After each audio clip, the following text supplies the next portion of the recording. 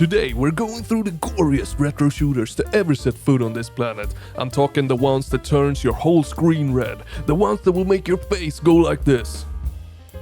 The ones that you shouldn't show your mom if you're underage. In other words, the goriest boomer shooters. Now this list is not in any particular order, they've just been randomly smashed in there, so let's do this.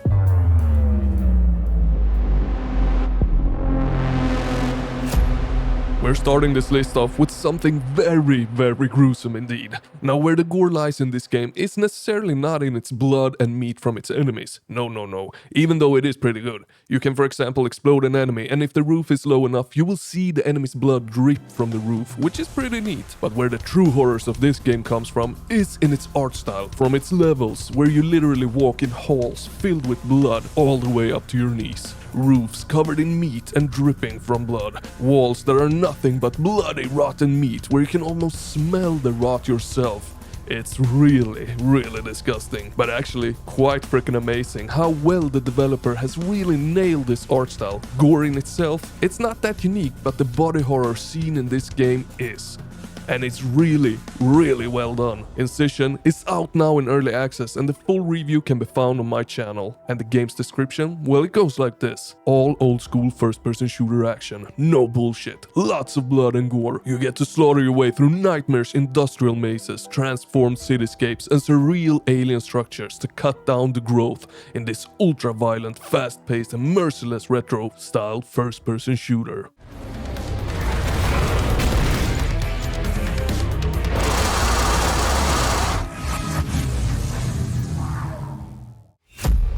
Did you ever feel like today's games, they're too easy? Well, I guess you haven't played Viscerafest, the pixely goodness that will challenge you until you look like me.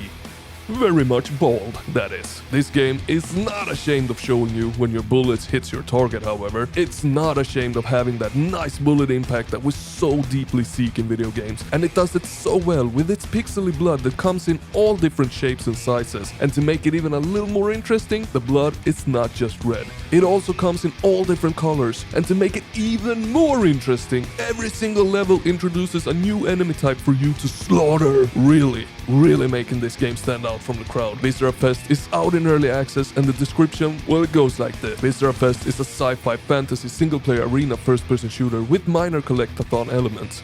Fight through hordes of aliens and eldritch monstrosities wielding a slew of powerful weapons, juggling your resources and exploring over 23 intricately designed handcrafted levels. Now here is one hell of an underrated shooter. Huh? Excuse me, what was that? What are you saying? This is not a boomer shooter? Okay, I hear you, but I say it is. Graphics does not define if it is a boomer shooter or not. It's the mechanics of the game that does. And this fits that bill. Now what made this game make this list? Well, it is that it is not afraid of pouring pools of blood from your enemies all over the place. And not only that, the dismemberment is actually top notch. And quite disgusting, considering the game's pretty good graphics. I love it when my gore is on the more realistic side. And what I mean with that is that the game generally doesn't have to be on the more realistic side, but I like it when the gore really pops with some more realism to it. Now Necromunda Hired Gun is out now and the description, well, it goes like this. Become a hired gun. The money's good, the dog's loyal, and the gun's reliable. Embark on a fast-paced, violent, and thrilling first-person shooter set in the darkest reaches of Warhammer 40k's most infamous Hive City. There's only one thing you need to know. The house always wins. Oh boy, we just reached the hot mama of boomer shooters. The bloodfest that took everyone by surprise. Super simple on the outside, but incredibly deep, bloody and meaty on the inside. Prodeus has some of the best looking pixel blood showers that you can find on the market. Every single enemy in this game is like a balloon just ready to pop, full of meaty sounding blood. And this one also features a slew of enemies, ranging from your standard doom zombies, demons and aliens with both red, green, blue and purple blood that are all just waiting for you to shoot them so that they can pop. And to make things even even better, the game has some amazing community maps that takes the gore to brand new levels, with body horror or putting demons in Peach's castle, letting you really fulfill that gory dream in a Mario world. And that's rather magnificent if you ask me. Prodeus is out now, and the description goes like this. Prodeus is a first-person shooter of old, reimagined using modern rendering techniques and technology. Experience the quality you'd expect from a modern AAA game designed with retro aesthetics and gameplay that invoke the tech-imposed limits of older hardware.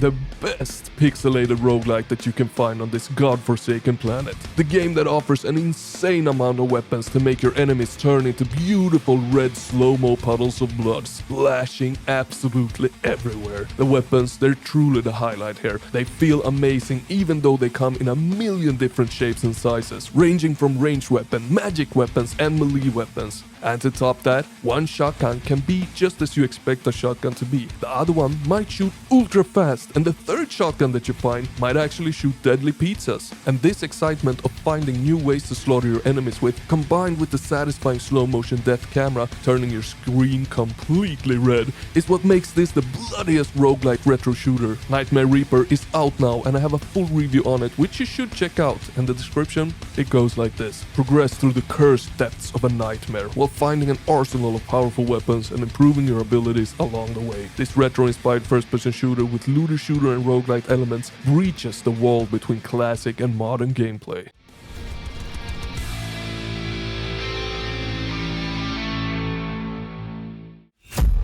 Now most of us know exactly what this is, but that does not take away the fact that this game needs to be on this list. This is in fact one of the bloodiest, most fast-paced, incredibly satisfying but insane hard shooter out there. Now this game's health system works so that you need to bathe in the blood splashes of your enemies that comes from shooting them to regain your health. The game literally forces you to do this with its insane difficulty, so if bathing in video game blood is not your jam, well then this game won't be your jam either. Now I do have some gameplay of it up on the channel, and you should probably check that out, because I'm pretty damn good at the game, if I may say so myself, or maybe not. However, the game is out in early access, nearing its 1.0 release, and the description of the game, well, it goes like this. Ultrakill is a fast-paced, ultra-violent, retro first-person shooter, combining the skill-based scoring system from character action games with unalterated carnage, inspired by the best shooters of the 90s. Rip apart your foes with very destructive weapons and shower in their blood to regain your health.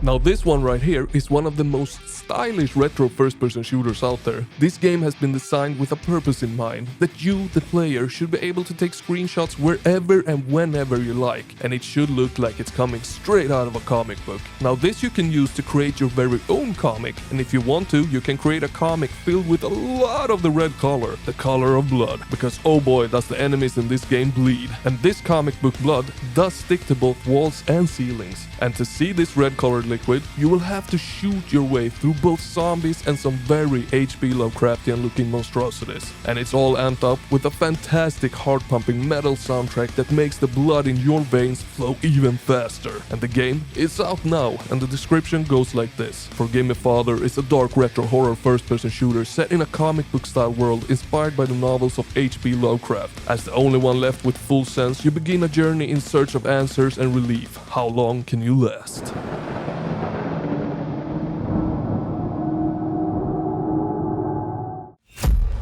Everyone's favorite Johnny Turbo, the half-man, half-cyborg with chainsaw stuck to one of his legs, and both arms, that both work as a skateboard and a slaughter machine, if I ever saw one. Now prepare to slice every mutant monstrosity that you come across with either your chainsaw or one of the magnificent weapons or abilities that this game offers. Never has it been so much fun killing the creepiest things not even your own imagination could come up with. And half the time, all you will be seeing is blood. And the blood, well, it's quite magnificent in this one. It has a darker tone to it, making it pop a bit as your brain is not really used to seeing this type of blood, hence making it very noticeable. I mean, it could just be the overall dark tone and lighting of the game that does it for the blood, but it still works. Now the game is out now, and the full review can of course be found on my channel, so go check it out. And the description, it goes like this. Turbo Overkill 1.0 is finally here. Chainsaw legs, arms, bikes, chainsaw everywhere. You'll need them to clean up paradise. Run by Sin, a super AI, a trio of bounty hunters, Maw, Ripper and Jazz, and about 150,000 augmented cyberpunks. Apogee's best first-person shooter since Duke Nukem 3D. Good hunting, sir. Of infinite sin!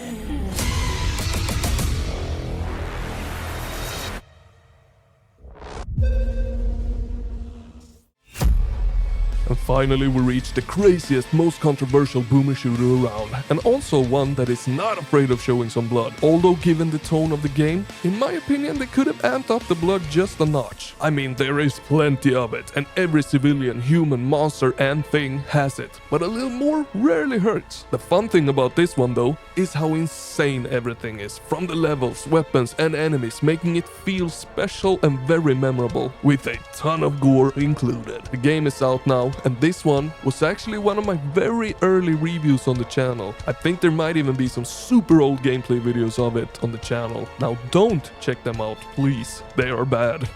Now the description of the game, it goes like this. Postal Brain Damage is a new action-oriented take on the Running with Scissors cult game series with throwback graphics and fast-paced modern gameplay. You get to take a wild roller coaster ride through the twisted wonderland encased in the Postal dude's messed up mind.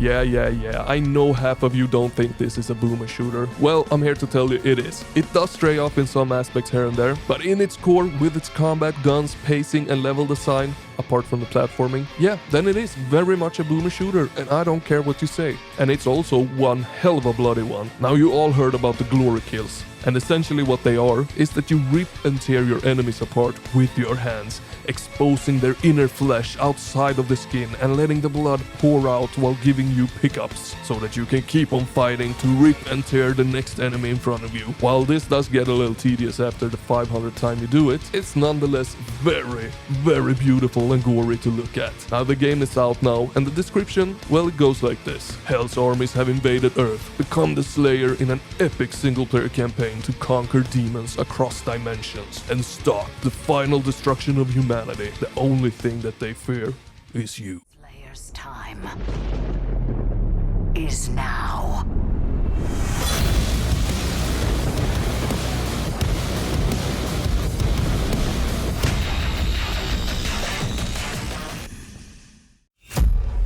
Okay, so honestly, what is there not to like about Wang? One of the best protagonists the world has ever seen, right up there with Duke Nukem. Now this game lets you slay Asian-style demons, and what you want to do first is bring out one of your trusted weapons, weaken the enemies enough with them, and finish them off by slicing them in half with your amazing katana. Rinse and repeat until you feel like you had enough. Once you had enough, you move to Shadow Warrior 3, which has more fast-paced combat but just as bloody. And by switching the games up like this, the gore fest never ends. Now both Shadow Warrior 2 and 3, they're already out. And well, yeah, they both have descriptions that I won't read because that will make this segment too long and the TikTok attention span will wear out. So go read them yourself if you want to.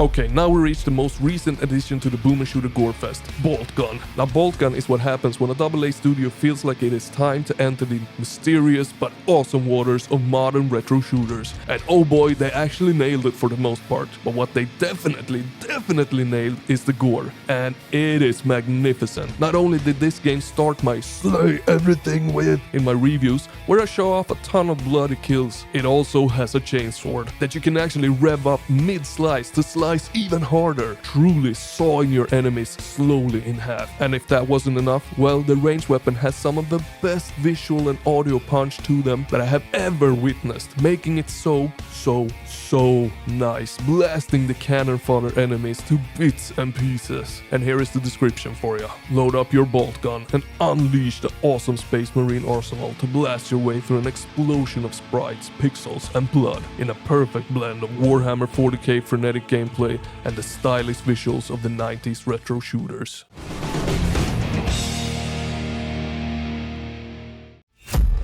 And this right here is the game that takes heavy inspiration from Resident Evil 4. Yep, I recently learned that from one of my live streams. And it is also rocking the most brown and disgusting color palette mankind has ever seen. But it also gives the game some personality. It makes it stand out and very memorable. Now this is not the bloodiest of the games on the list, not by a long shot. Sometimes there's not even any blood at all, but when there is, more specifically from the headshot, well, then it is glorious. Sometimes it puts you in slow motion so that you can enjoy it extra much, with everything from insane well-composed meat sounds to eyeballs flying on the ground and rolling towards you. Yep, it is one spectacular show and of course made it into the list. Now Cultic is out in early access and the description, well, it goes like this. Death is only the beginning. Crawl from your grave and gear up to fight your way through the ranks of a mysterious twisted cult. You, your guns, and your dynamite will have to shoot, slide, blast, duck, dodge, and maybe, just maybe, throw a gib or two to survive in this old school inspired shooter.